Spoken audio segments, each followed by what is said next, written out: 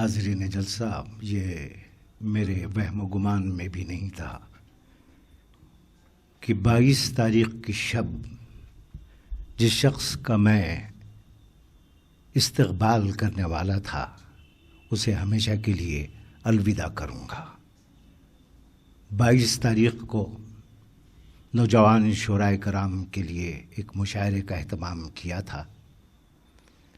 اس سے کچھ روز قبل عارف بھائی سے یہ درخواست کی تھی کہ وہ اس مشاعرے میں بطور مہمان خصوصی موجود رہیں، کیونکہ وہ خود ایک بہت اچھے نثر نگار اور شاعر ہیں، تو بچوں کی حوصلہ افزائی ہوگی۔ انہوں نے میری دعوت قبول کر لی تھی۔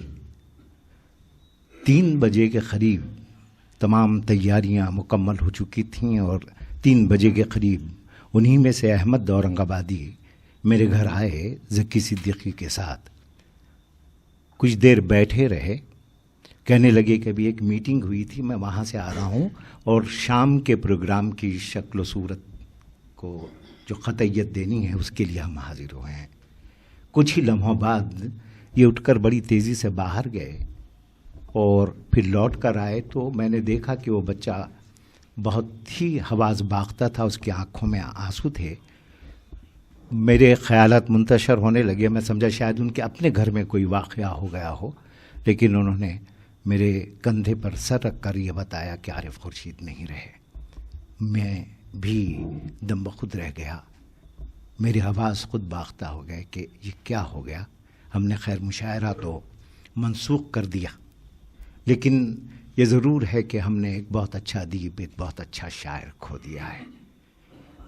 میرے ان کے ساتھ جو ملاقاتیں ہوتی تھیں اس میں ہمیشہ ادب ملحوظ رہا کرتا تھا کہ وہ میرے بھائی خان شمیم کے بڑے اچھے گہرے دوست ہیں، لیکن وہ اکثر جب بھی ان کی کتاب شائع ہوتی وہ گھر آتے اور وہ کتاب مجھے دے جاتے، جو میں تبرک کے طور پر لیتا اور خوش ہوتا کہ ہمارے شہر میں، اس علاقے میں ایک بہت اچھا نثر نگار اور شاعر موجود ہے۔ ساتھ ہی ساتھ یہ بھی ہے کہ ان کے ادب پر، ان کی شخصیت پر تو ایک سیمینار کرنے کی ضرورت ہے، اتنے کم وقتوں میں تو بولا بھی نہیں جا سکے گا، لیکن ایک ان کی شخصیت کے کچھ پہلو اتنے روشن ہیں۔ وہ بڑے مہذب انسان تھے۔ دیکھیے کہ ادب میں، سیاست میں تو ادب ہوتا نہیں ہے، لیکن ادب میں سیاست آ گئی ہے۔ نام و نمود کے لیے بڑے لوگ کرتے رہتے ہیں کچھ کرتب بازیاں، لیکن عارف خورشید ہمیشہ انہوں نے اپنے آپ کو دور رکھا تھا اس نام و نمود سے، اور ہمیشہ کہتے رہے کہ میں اپنی تسلی کے لیے لکھتا ہوں۔ بہرحال یہ ہے کہ آپ کہتے ہیں کہ ادب سماج کا آئینہ ہوتا ہے، تو ادب شخصیت کا بھی آئینہ ہوتا ہے۔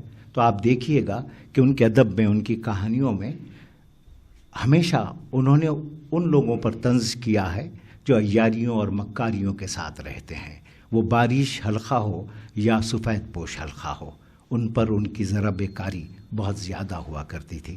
بہرحال بڑے حساس ادیب تھے، شاعر تھے۔